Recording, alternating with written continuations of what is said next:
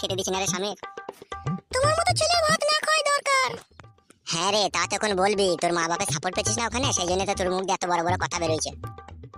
এই তুই ফোনটা আমাকে দে, আমার হাতে দে, আমি কথা বলছি, দে জামাইয়ের সাথে আমি কথা বলছি, দে ফোনটা দে।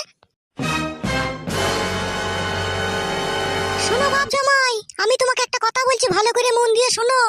এই মেয়েকে তোমাকে আমি বহুত ভালোবাসতাম, তোমাকে আমি 3বার মেয়েকে তোমার কাছে পাঠিয়েছি, আর তুমি 3বারই এই জানোয়ারের মতো ব্যবহার করেছো আমার মেয়ের সাথে।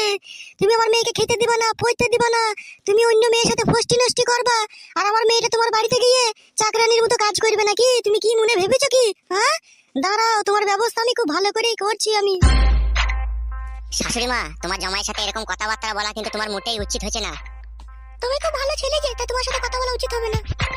ভালো তো আমি অবশ্যই শাশুড়ি মা। দেখো শাশুড়ি মা, আমি তোমার সাথে কথা বলতে চাই না, তোমার মেয়েকে ফোনটা দাও, তোমার মেয়ের সাথে আমি কথা বলবো।